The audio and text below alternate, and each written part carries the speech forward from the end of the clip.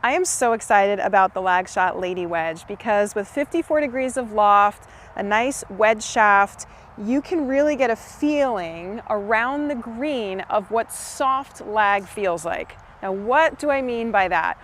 Well, with full swing, we have a lot of wrist hinge and we're going for a speed and power combination, a descending blow. Around the green, we're not going for distance, we're going for touch and finesse. That doesn't mean there still isn't a little bit of sway and give to what the shaft is doing. It doesn't mean there isn't any lag, it just means it's really toned down. So we want to experience that because if you're around the green hitting chip shots in a very rigid way and manipulating a lot of things to happen, you're probably not experiencing any lag at all. We want some soft lag in the sense that we want rhythm and patience. We want the club head to be trailing a little bit to our hands. We don't want severe angles, so we don't need to do the big wrist hinge that we were talking about with the 7-iron and the driver. Just soft, little wrist movements where the club head just ever so slightly lags behind the hands and then back again on the way through. Just a little wave, if you will. And when we have that, we allow that to happen by being ultimately just soft and relaxed through our arms, then we can tap into the touch and the feel and the sweepiness that we really want to see with contact around the green with our wedges. Now, let's pause for a minute. There's a difference between a pendulum-like swing, okay, which we're going for, that has some natural lag to it, and a scoopy motion. We're not going for some really scoopy stuff. So don't get me wrong when I say there's wristy business happening around the green. It's just subtle, and we don't need to force it is my point. If you get your main engine moving like this, let's say we put our club down for a moment, put your hands together, and we just get that torso turning back and forth. You can see my stance is narrow, and I'm just kind of getting everything to move more together. Well, then there's not a tremendous amount of separation or twisting or lag happening within the body and the arms. It's more just a little bit down here in the wrists as I make that core motion. So my basic motion is pretty simple in that from the waist up, I'm doing most of the work here, just turning my chest and torso and just being relaxed in the wrist. You can see there's just an ever so slight bit of wave and lag happening at the bottom, and that's creating a nice brushing sensation. If I start getting actively wristy, now I start digging and scooping and my contact at the bottom is really going to be compromised.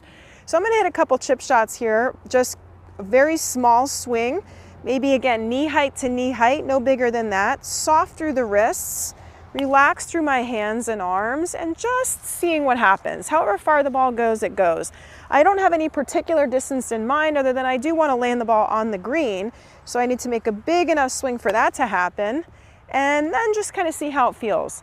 If you're clunking the ground behind the golf ball, chances are you're either using your hands too much or your weight is back. So as a gentle reminder, we want to lean to the green. So if I face you guys, I'm going to pressure my front leg a little bit just to guarantee that that low point is happening kind of through where the golf ball is and not behind it. It's still not a diggy sensation, but I'm going to lean to the green and then make that little soft swing. That was better. Okay, 54 degrees is way more lofted than the 7-iron is ever going to look if you were to do this with the 7-iron. It's going to pop it up a little bit, but not super duper high.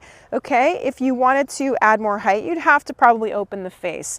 We don't need to get that complicated with lag shots. Save that for when you have your full range of wedges and you're really trying to shape more shots. But just as a basic concept here, to see and to test if you're over steering and over manipulating your chip shots, use the lag shot. It is going to reveal if you're really letting the club swing or if you're overdoing something too much. If you're too quick, too tight, it's going to expose that. So this is just holding you accountable for not getting kind of off rhythm and being too handsy. You can see what happened when I did that. Just keeping the hands and wrists passive but relaxed, getting that natural, soft little lag to happen. That one was perfect. I could feel and hear just the right sound. Contact was beautiful, it popped up. low trajectory, but still solid. And that's all I'm going for here with a basic chip shot. So I want you to start with a little lean to the green, narrow stance, allow the handle to be slightly in front of the club head, and then just get the shoulders turning gently or rocking might be the feeling while you keep pressure primarily on that front leg, and see if you can get some sweeping motion going on the grass. Then add the golf ball and just get that little click going. Keep it knee height to knee height at first, get some rhythm and contact established, and then you can move on to slightly longer, bigger shots a little farther away from the edge of the green, which we'll go to next in the next training video.